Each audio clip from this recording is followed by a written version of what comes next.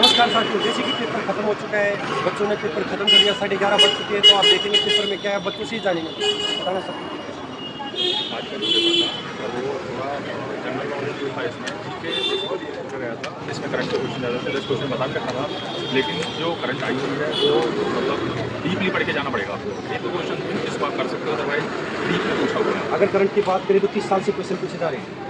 Basically जुलाई से जो question पूछे जा रहे हैं, जुलाई से और अब तक दिसंबर तक जो हैं, एक दो क्वेश्चन पहले भी पूछे हुए हैं, 2025 के ही हैं, लेकिन डीप में जाकर पूछा है। हम सुपरफिशियल पढ़ के आए हैं, जो करंट है उसको डीप में जाकर पूछा है। टीचिंग एप्टीट्यूड से कैसे सवाल आए? टीचिंग एप्टीट्यूड से अगर कोई पर्टिकुलर इस चीज़ की तैयारी कर रहा है तो वो शायद कर पाए, लेकिन उसमें भी अगर आपको कॉन्सेप्ट आपके क्लियर है तो ही आप कर सकते हैं। अदरवाइज उसमें लग नहीं रहा कि आप क्वेश्चन कर पाएंगे, क्योंकि मैं ऑलरेडी गवर्नमेंट एम्प्लॉई हूँ।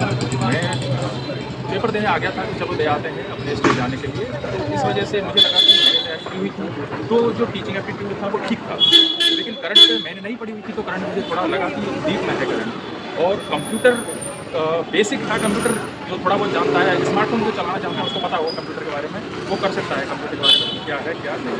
आने वाली शिफ्ट के लिए बच्चों को आप क्या सुझाव देना चाहोगे, क्या पढ़ के जाएंगे? यस, आप चाहे पाँचों पार्ट, जैसे 5 पार्ट थे, छठवां पार्ट जो था वो लैंग्वेज का था। लैंग्वेज में ऐसा है, अगर आपने अच्छे से तैयारी नहीं की हुई और स्पेशली इंग्लिश की, दोनों को मिला के आपको 40% यानी कि 20 में से आपको 8 नंबर लाना ज़रूरी है। तो हिंदी में आप कर पाओगे, लेकिन इंग्लिश थोड़ा टफ है। हिंदी बेसिकली ठीक दे रहे हैं, हिंदी आप कर लोगे, लेकिन इंग्लिश को भी थोड़ा देख के जाइएगा, क्योंकि 20 में से 8 नंबर थोड़ा हो जाता है, नहीं हो पाते, नेगेटिव मार्किंग 1/3 है। तो आपसे ये मैं कहना चाहूँगा कि आप इंग्लिश को थोड़ा देख के जाइए। जेईई एजेंसी केवीएस का और एनवीएस का पेपर कंडक्ट करवा रही है, तो उस समय बच्चों को कैसे तैयारी करके जानी चाहिए? कुछ पार्ट केवीएस एनवीएस में भी आएगा।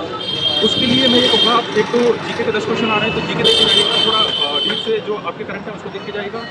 हिंदी इतना डीप नहीं है, हिंदी को आप नॉर्मल कर सकते हैं, लेकिन इंग्लिश को थोड़ा पढ़ के जाइएगा। अगर ये पार्ट अगर आपने क्लियर नहीं किया लैंग्वेज के, तो आप जो मेन पेपर है वो आपका चाहे इवेल्युएट नहीं होगा, अगर हिंदी इंग्लिश आपके क्वालिफाई नहीं होगा।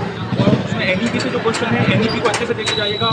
बार बार एजेंसी को पूछ रखा है कि कौन सी एजेंसी क्या काम कर रही है, क्या काम नहीं कर रही है, कौन सा जो टेक्नोलॉजी है, कौन से इंस्टीट्यूट है, उसके बारे में बहुत पता रखना है। तो एनईपी को अच्छे से पढ़ के जाएँ, 20-25 क्वेश्चन इससे आ रहे हैं, और एक्सपेरिमेंट बेस्ड पे कुछ क्वेश्चन है उनको भी आप अच्छे से देख के जाइए।